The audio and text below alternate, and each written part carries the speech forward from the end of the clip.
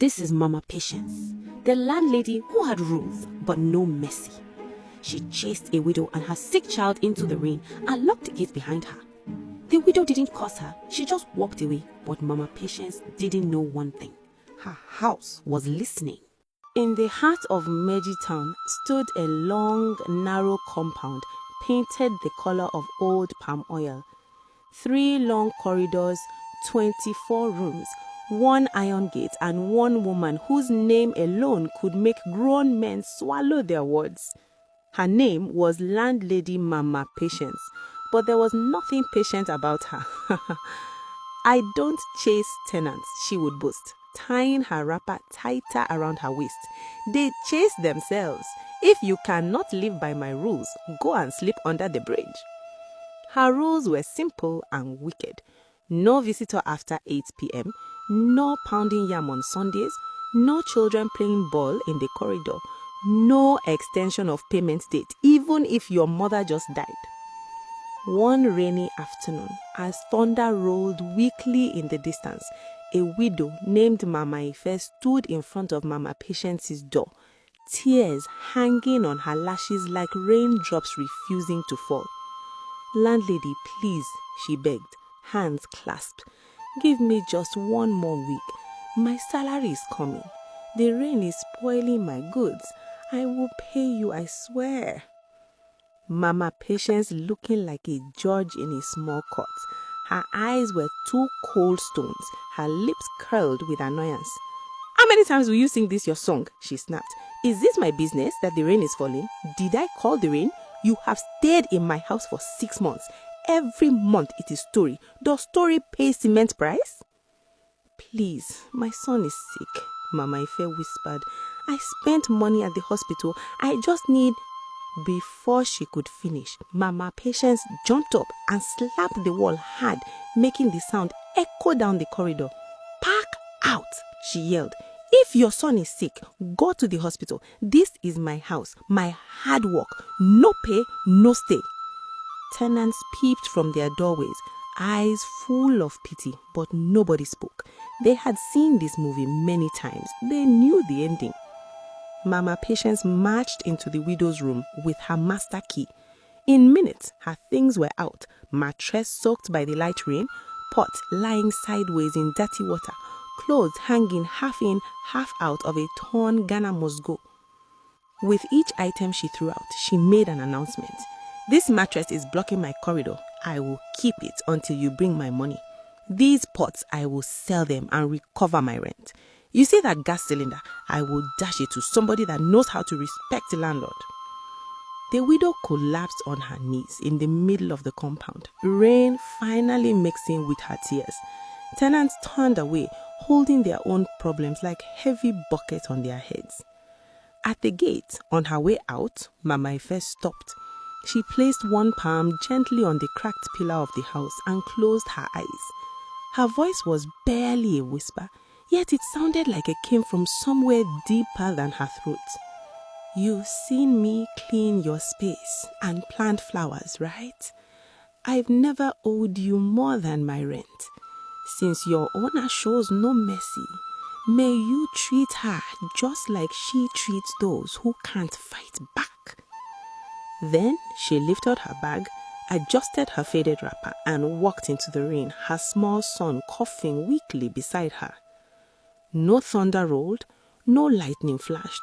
The compound remained quiet, but something, somewhere in its old bones, shifted. Days passed, then weeks. Life in the compound continued like a tired story. New tenants came and went, or tried to come and tried to stay. The first was a tailor, with measuring tape hanging around his neck like a priest's collar. He arrived in a small car with 2 apprentices and 3 sewing machines. "Ah, Lion, good afternoon, no?" he greeted, smiling with all his teeth. "I like this house. It is close to the main road. I want to pay 1 year in advance, cash." Mama Patience's eyes brightened the way a candle brightens when kerosene touches it. You are talking like a human being, not like these my tenants that think I built this house inside church." They agreed on rent. They haggled small, laughed big. But the moment the tailor and his boys carried the first machine through the gate, the house reacted. One of the corridor bulbs exploded with a sharp pop, showering them with tiny glass. One plank from the ceiling dropped with a thud, wasting the tailor's head by the waist of a palm. "Ah, blood of Jesus!" the tailor shouted, jumping back. His apprentices froze like mannequins. "Don't mind the house," Mama Patience said quickly. "I just need to change some things, small maintenance." She forced a laugh. The house remained silent. They tried again. This time, as they pushed the dusty machine into the room, the tap in the shared bathroom turned itself on. Water poured out violently, brown first, then red like diluted palm oil, racing into the corridor, licking their shoes. The apprentices screamed. "Madame, is this not bad sign?" one asked, shivering. "Bad sign?" Mama Patience scoffed. "Is it not ordinary rust? You people are too village. Enter the room, Jerry." But the machine refused to cross the threshold. The wheels jammed as if the ground had gripped them. When they finally forced it in, the light went off. Not in the whole compound, only in that room. Within an hour, the tailor carried his machines back into his car. "Madam, I changed my mind," he said, shaking his head. "This place is not for me. My spirit is not comfortable." He drove off, leaving a cloud of dust and a landlady whose mouth hung slightly. It didn't end there. The next week, a young nurse came with her fiancé. They admired the long corridor, the shared backyard, the cemented front where children usually played. "This place will be good for us," she said, her eyes bright with plants. "Yes, this house is very peaceful. My tenants don't make noise. I don't allow nonsense here." They paid caution fee on the spot. They even bought new padlocks at the junction and came back swinging them happily. Yet the iron gate squeaked back and slammed shut behind them. But as the nurse stepped into the compound holding a carton of kitchen things, the gate quivered. Nobody touched it, nobody pushed it. All the pots in the carton inside her hands rattled like drums. The nurse's smile faded, replaced by a tight line. They continued anyway. Love makes people brave and foolish. In the middle of the night, during their first sleep in the house, something strange happened. Their bed shifted. Not a small shift, not the movement of old wood. The entire bed moved from the corner they placed it, gliding softly across the floor until it stopped in the center of the room facing the door. The nurse opened her eyes and screamed. Her fiancé grabbed her, heart pounding. From somewhere above the ceiling, they heard a sound like a long, tired sigh. A floorboard creaked in the empty room next to theirs, the same room the widow once shared with her coughing son. By morning, the nurse had folded her clothes back into her bag. "She can't stay here," she said quietly, not waiting to see if her fiancé agreed. He didn't argue. His eyes were still wide from the night. They left the key on the concrete floor outside the door. The house watched them go. Soon whispers started in the neighborhood. "Have you heard? Since that widow left, no new tenants can stay in Mama Patience's compound. Anytime she wants to collect big rent, something will chase them away. Maybe it's village enemies. Maybe it's the wickedness of landlords finally fighting back." Mama Patience brushed it off at first. She called it coincidence, bad luck, devil work. But coincidence grew legs. Bad luck grew teeth. An engineer came. Her car refused to start inside the compound. The moment they pushed it out, it started like nothing happened. A trader came. Her bags of rice tore themselves open at the gate, spilling grains like a white river down the street.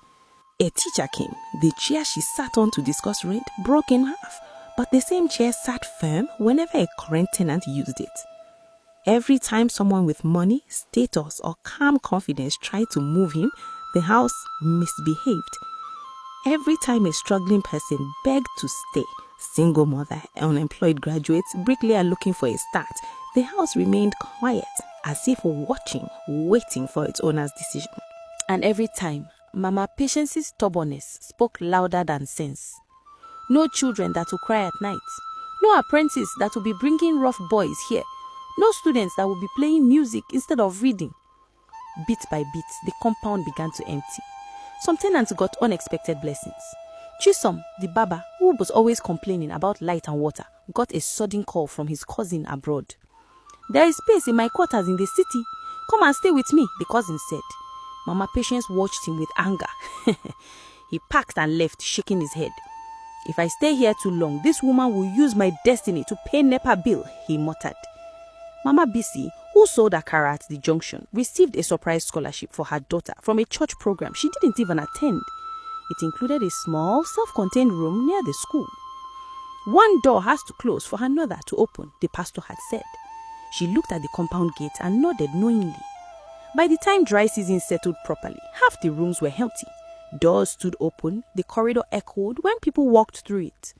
Only 4 tenants remained: an old man with cataracts, 2 brothers who drove keke, and a young woman named Amaka, who sold phone accessories down the road.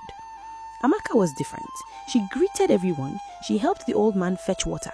She paid her rent on time, but whoever knelt or crawled to thank the landlady for accepting her money as others did. Mama Patience noticed. One evening, she stopped Amaka near the tap. "Young girl," she said, folding her arms. "So you would just walk past your landlady like that? No greeting?" Amaka blinked. "I greeted you, ma, 3 times this week," she said gently. "If you didn't hear, then the house had. Good evening, ma." The corner of the landlady's eye twitched. "Look at this one. Small girl with small load. Because you pay your rent, you think you have arrived. Be careful. If I say move, you will move." Amaka didn't argue. She just smiled sadly and walked away.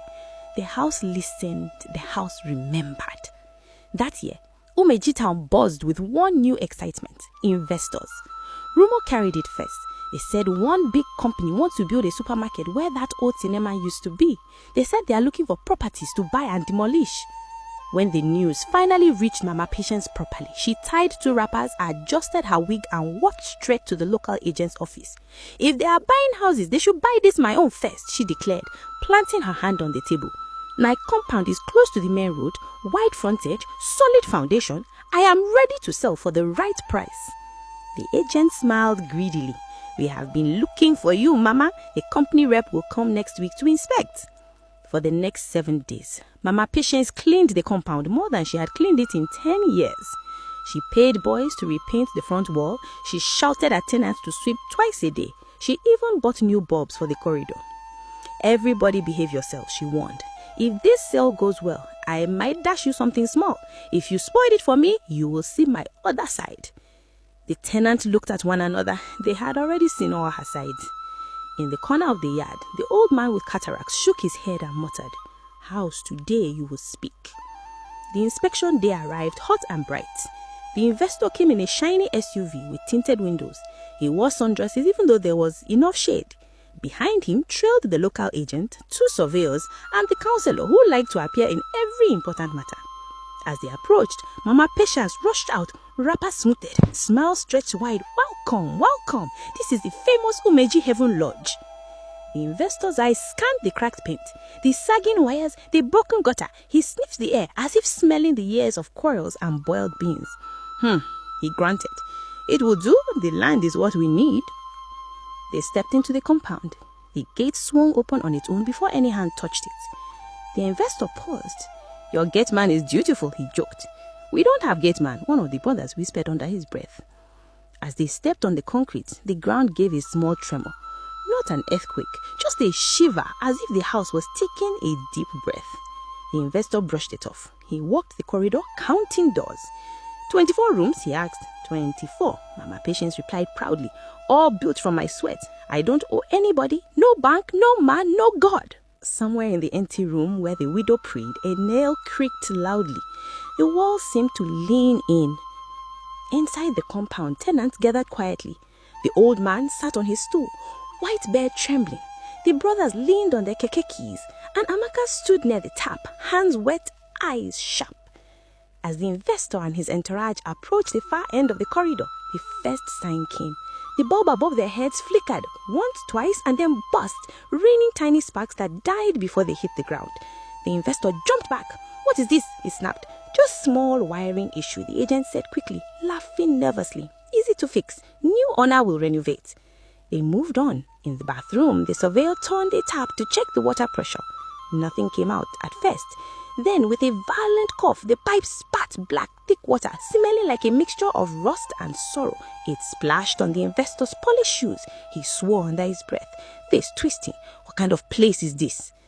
That was when the second sign came.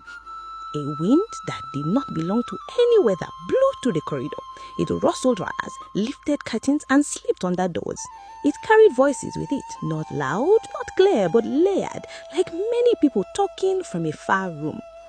First, a child's weak cough, then a woman's tired voice. "Landlady, please, give me just one more week." Another voice. "Madam, my son is late from school. Sorry, I will pay tomorrow." Another. "Please, ma'am, my husband lost his job. We just need time." The words floated like smoke, sliding along the cracked walls, circling around the people standing in the yard. The investor frowned, looking around. Where is that TV? Who is playing recording? No TV, no radio, only the house and its memory. The wind picked up and the voices got louder and more confident. "Pack out. If you can't pay, you can't stay. This isn't charity. Sleep under a bridge." Those were Mama Patience's words. Every insult she would thrown at this place. Now the house echoed them back, her tone and emphasis ringing out like a haunting reminder of her harshness. The investor took a step back. The councillor stopped smiling. The agent's mouth opened, then closed, then opened again.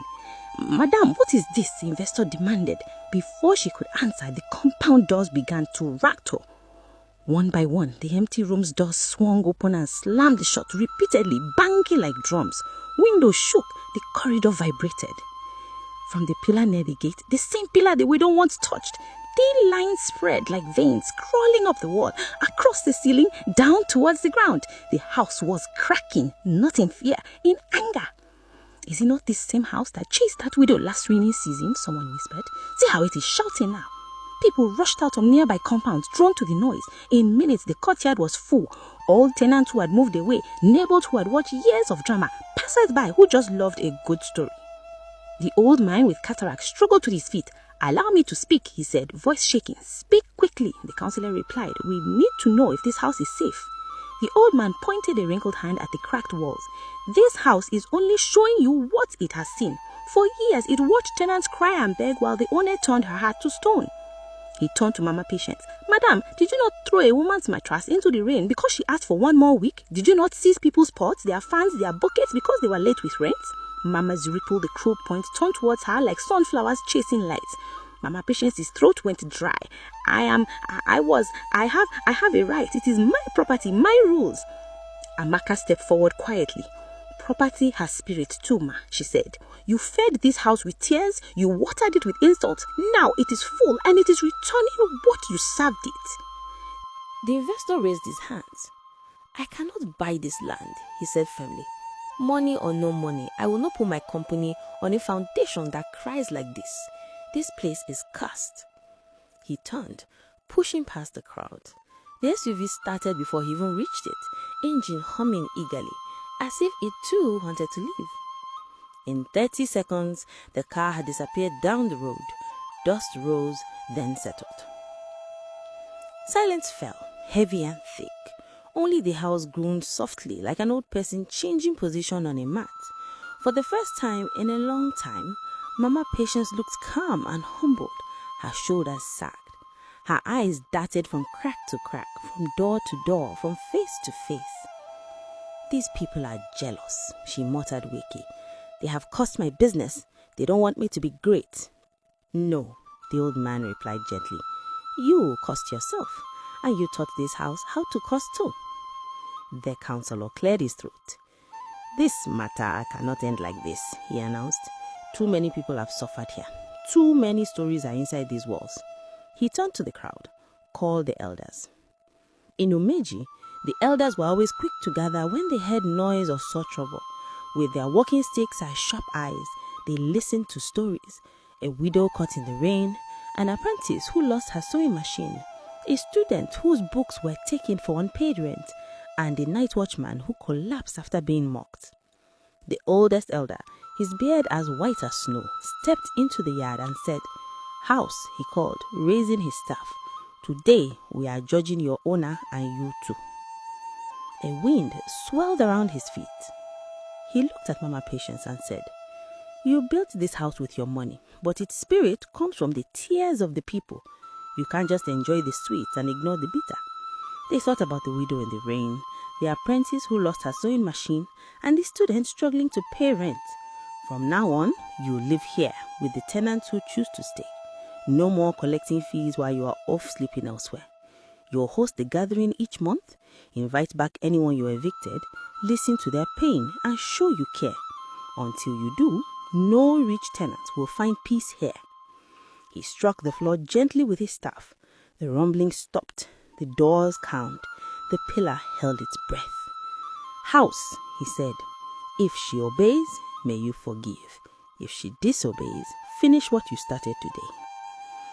Everyone exhaled together.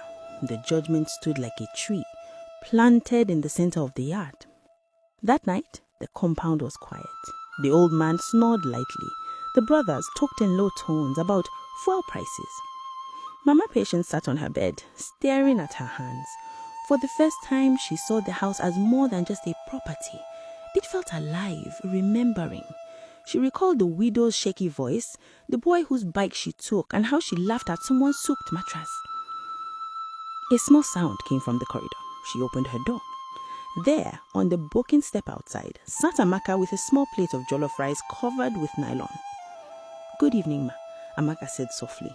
"I cooked extra. I bought some for you." Mama Patience wanted to snap. Do I look like I can't cook for myself?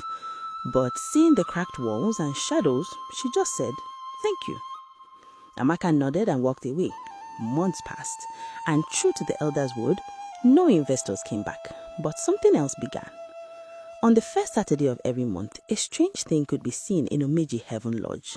Benches arranged in a circle, pots of soup simmering on borrowed charcoal stoves, plates stacked by the tap, and in the middle, wearing a simple wrapper without her usual wig, stood Mama Patience, ladling food, calling names. "Mama Ife, if you are hearing this, come eat with us. I'm sorry, I've got your pot in my store. I'll get you a new mattress." Some showed up, sharing their stories with less anger and more relief. Each accepted apology healed a little crack in the house. Tenants noticed another change too. The compound, though still old, felt lighter. Children began to play in the yard again, their laughter bouncing off the walls like small bright birds. The stubborn landlady remained stubborn, but her stubbornness slowly turned against her old ways, not against people. If somebody suggested eviction as a solution, she would snap and send the house to shout at me again. "I beg, let us talk like humans first." One evening, as Hamatan dust settled gently over Omeji Heaven Lodge, a young couple came to view a room.